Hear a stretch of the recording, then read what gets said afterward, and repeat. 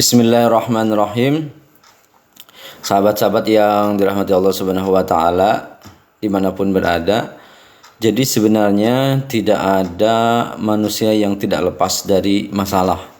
Karena itu adalah sebuah konsekuensi penciptaan, sebuah janji Allah Subhanahu wa taala bahwa semua manusia pasti mendapat ujian. Karena Allah menciptakan kehidupan dan kematian itu liyabluwakum, untuk menguji kalian, ahsanu amal, siapa yang terbaik responnya, siapa yang terbaik amalnya. Orang-orang yang menginginkan hidupnya tidak punya masalah, maka sebenarnya dirinya yang sedang bermasalah gitu. Karena manusia terhebat, terbaik sekalipun dunia dan akhirat, justru ibadahnya paling hebat, paling banyak, paling dekat dengan Allah, paling dicintai Allah, tetap saja punya masalah gitu. Ada masalahnya. Dan beliau Rasulullah Shallallahu Alaihi Wasallam juga mendapatkan perlakuan yang paling tidak nyaman, paling tidak enak dari orang-orang yang berhubungan dengan beliau. Hingga saat ini beliau masih ada yang membuli dan sebagainya. Nauzubillahi min dzalik. Nah, apalagi saya, apalagi kita semua bukan nabi, bukan sahabat, juga bukan ulama, ibadahnya biasa. Maka kita sangat pasti banyak masalah. Cobaan itu banyak. Karena kalau sedikit itu namanya cobain. Boleh jadi bukan perkara masalahnya, tapi perkara sikap kita terhadap masalahnya.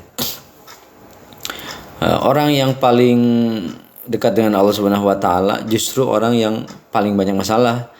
Ya siapa lagi kalau bukan Rasulullah Sallallahu Alaihi Wasallam. Tapi juga yang paling mulia, yang paling dicintai Allah juga beliau gitu. Jadi biasa aja menghadapi masalah gitu. Ayat ini sangat populer. A'udzubillahi minasyaitonirrajim. Bismillahirrahmanirrahim. La yukallifullahu nafsan illa wus'aha. Allah tidak akan membebani satu masalah kepada seseorang kecuali sesuai dengan kadar kemampuannya.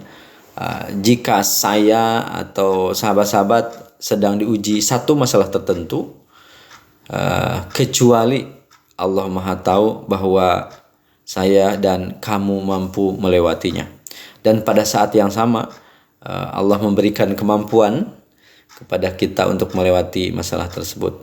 Kalau pisau diasah oleh batu, maka manusia diasah oleh manusia yang lainnya. Kita tidak akan lepas dari masalah, tapi masalah kita lebih kecil daripada kemampuan kita.